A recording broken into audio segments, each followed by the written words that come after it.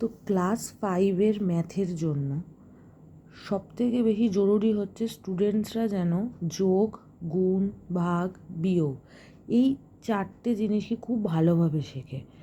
তো এক্সারসাইজ বুকে যা দেওয়া আছে সেগুলোকে একটা একটা করে করার কোনো সেরকমভাবে দরকার নেই, কারণ সেগুলো ওদের জন্য শুধুমাত্র প্র্যাকটিস। তো যোগ কী করে করতে হয়, বিয়োগ কী করে করতে হয়, গুণ কী করে করতে হয়, ভাগ কী করে করতে হয়, তো ক্লাস টিউটার বা নর্মাল টিউটার যারা আছে তারা অবশ্যই শিখাবেন যোগ ভাগ বিয়োগ কী করে করতে হয়।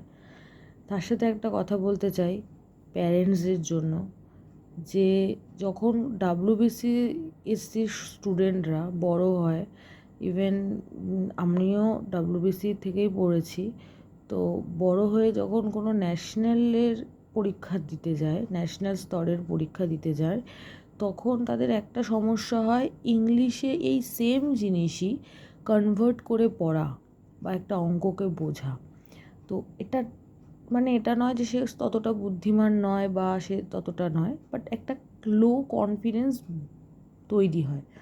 তো তার জন্যই ছোটোবেলার থেকে সে যদি 3 রকমের ভাষা বা 2 রকমের ভাষা ছোটোবেলার থেকেই পড়ে, তো তার জন্য এটা সহজ হয়ে যায় বড় হয়ে সেই জিনিসটাকে কপ আপ করতে।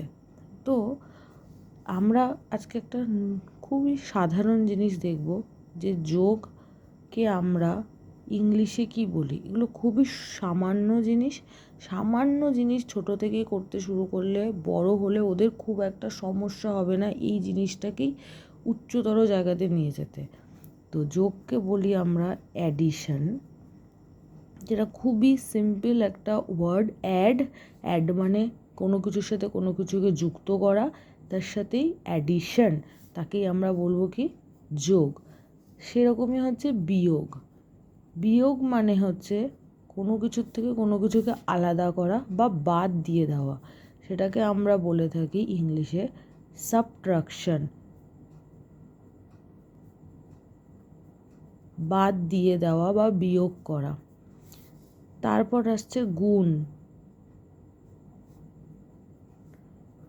মাল্টিপ্লিকেশন, মাল্টিপ্লাই করা। মাল্টিপ্লাই মানে একের সাথে আর একটা জিনিসকে গুণ করে তার বারবার করে যোগ না করে একবারেই গুণ করে সেটাকে সেম রেজাল্টে নিয়ে যাওয়া, যেটা অনেকগুলো যোগ করলে হয় সেটাকে একবারেই করে দেওয়া, সেটাকে বলছে মাল্টিপ্লাই করা বা মাল্টিপ্লিকেশন করা। ভাগ, ডিভিশন, মানে কোনো জিনিসকে কারোর মধ্যে যতজনের মধ্যে বলা হবে ততজনের মধ্যে সমান ভাগে ভাগ করে দেওয়া, সেটাকে বলবো ভাগ।